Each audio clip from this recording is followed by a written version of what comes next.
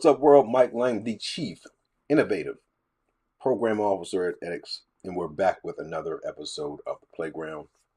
It's summertime. People are going to want to travel. They're going to eat good food and hang out with people. But how might we start to think about how to plan those trips, those excursions, who we're going to hang out with, where we might go?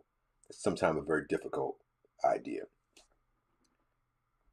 How might we have students think about different places in their particular city, where might be the best places to take people that they think about, whether it's the president or a favorite basketball player or their mom for her birthday? How can we utilize the technology at hand in order to plan those excursions? And so today's episode is going to be an activity that you can do with your learners as we come to the end of the school year here in Las Vegas, to think about how to design an excursion in your city or someplace else for a different person. And what we're going to be dealing with today is a very cool AI tool called TripNotes. You can set this up a number of ways, but we're just going to walk through it, and then we'll be on our way. Let's check it out. So TripNotes is, the benefit for TripNotes is that it's free. It's also, it doesn't require us to create an account. And so anything that we develop can be linked to, send as a link to our teacher, to the person that we designed the excursion for, or whatever. So let's check it out. So say we want to go, we're going to stay in Las Vegas. And so we want to be in Las Vegas, Nevada. Great. And we'll see that we take this like really cool trip literally to Las Vegas. Wonderful. Now, say somebody's coming to town and I'm a foodie. So let's think about the best places to eat in Las Vegas if you are a pescatarian. A pescatarian, of course, is somebody who likes to eat fish or seafood, or somebody who only eats seafood. Restaurants in Las Vegas. Pescatarians. All right, cool.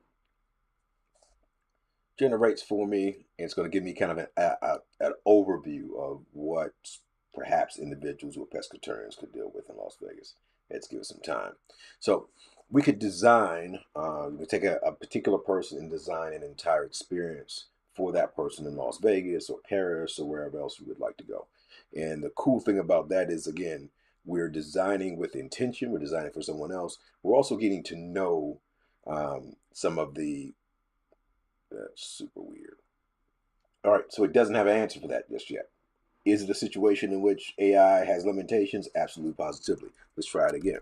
Let's go to Las Vegas, and let's prompt engineer a little bit better. Where would I take a person who loves to eat seafood? Now, this is also really cool if you're someone who already has some subject matter knowledge on this particular concept, because then you can go and you can kind of go back and forth with the AI. Hey, this is a great idea. Perhaps these are not places. So my question, where would I take a person who loves to eat seafood? Top 5 seafood restaurants for a memorable dining experience, according to Trips.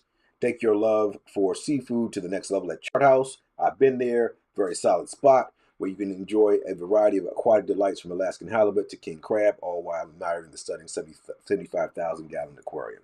Very, very cool spot. I've been there a couple times. For a hidden gem oyster bar that's open round the clock, head to Oyster Bar at Palace Station. Been there as well, where you can indulge in freshly shucked oysters and homemade chowders prepared before your eyes.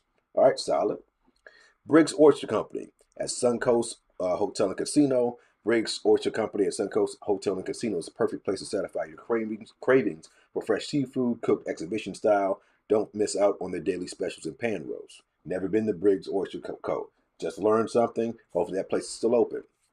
And a taste of Baja-style fish tacos and other seafood dishes with simple preparations at Bahamar, seafood and tacos. Don't forget to try their ceviche samples and surf and turf fries. Didn't know that place existed either. I'm adding that one. Step into a cozy dining room at Honey Salt and enjoy Mediterranean-inspired cuisine with dishes like caramelized sea scallops and roasted Scottish salmon. Don't miss out on their bottomless Bloody Marys during Sunday brunch. Honey Salt, not a huge fan. Even though they've got some solid dishes, don't think I wouldn't take a seafood loving person to Honey Salt. But the first two, I'm like, yep, those are right on. The other two, didn't know they existed. Might be places I want to check out. The last one, I would probably say that's not a spot.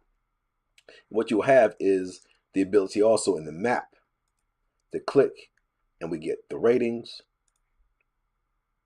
No ratings on that one, so it's not high enough yet. Palace Station has its ratings there. And let's see, Honey Salt is there, 4.4, but really not a seafood restaurant as you see here. It's a Mediterranean style cuisine. Do they have seafood things on their dishes? Absolutely, positively. Would I send someone to Honey Salt if they were asking for seafood? I would not. But what you do see here is directions to the spot, website, and a menu. All right, that Google Maps, Foursquare, and Instagram is already also there. I can also click that share button, copy that link, and I can send it anywhere that I want. Awesome sauce. So we got that first kind of idea there. So let's go back to trip notes. Let's say our wife really likes to hike and go outdoors and stuff. I'm not very much of an outdoors person, but say we want to go and do some hiking and stuff. Let's go to Las Vegas again.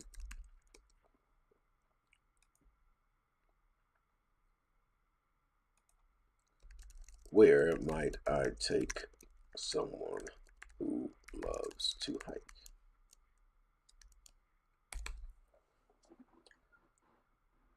And the key here is, again, it's going to generate some ideas for us. If we have some subject matter expertise or we have some experience, we'll be able to go and evaluate these things. If we don't, we can Google them and say, okay, cool, this might be a great place for that person to go or whatever.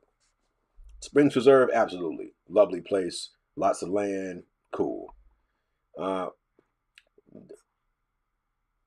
Very interesting. So a romantic date spot. So it kind of threw that in there. So you'd go like perhaps hike and then go to Marche Bacchus and eat food. Interesting. Red Rock Climbing Center. Absolutely, right? The outdoors type person might dig that.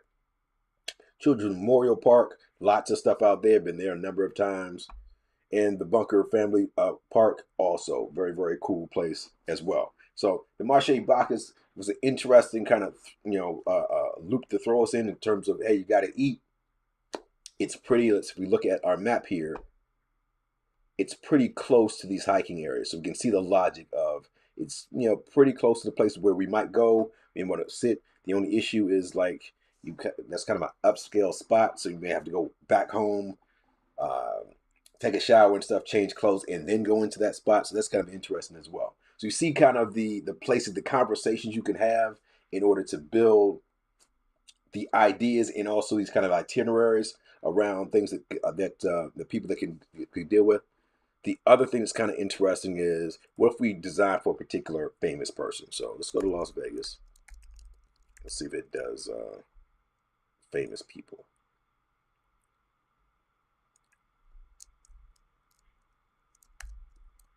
Where should I take? Let's go a famous cellist to eat in Las Vegas.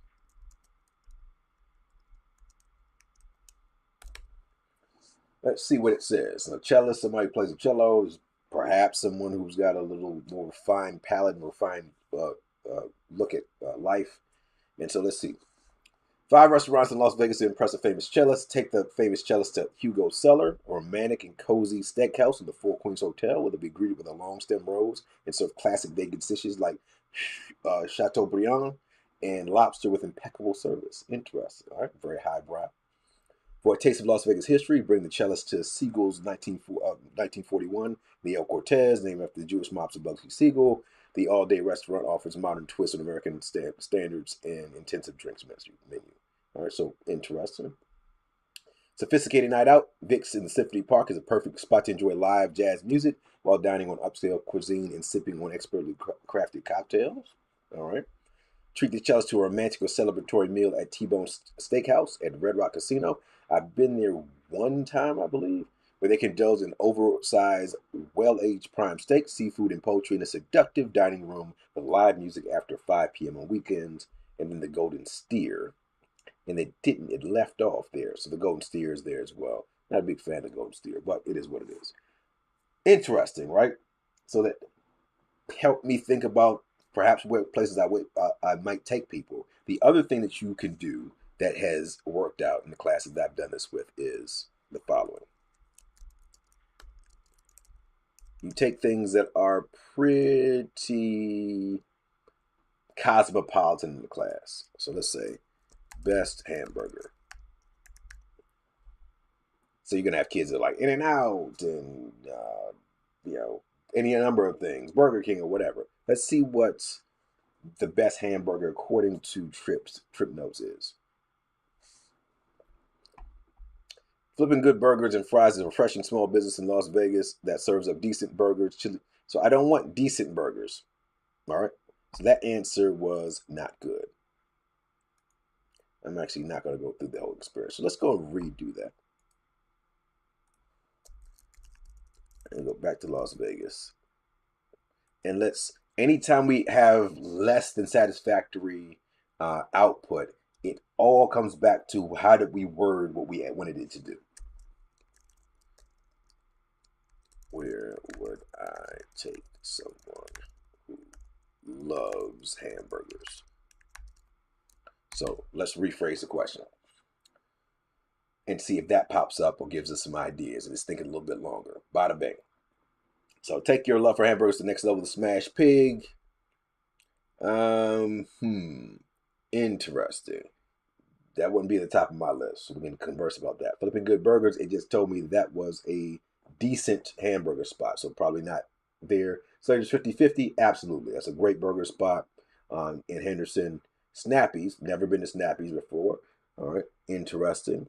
And White Castle, I don't know if I'm taking a burger enthusiast to White Castle. So you see the limitations and also the ability to have a conversation about some of the answers that this might produce for us. Especially hamburgers are something that generally a lot of people know about. In-N-Out isn't mentioned here. Again, Slater's would probably be number 1 or number 2 on that top tier there.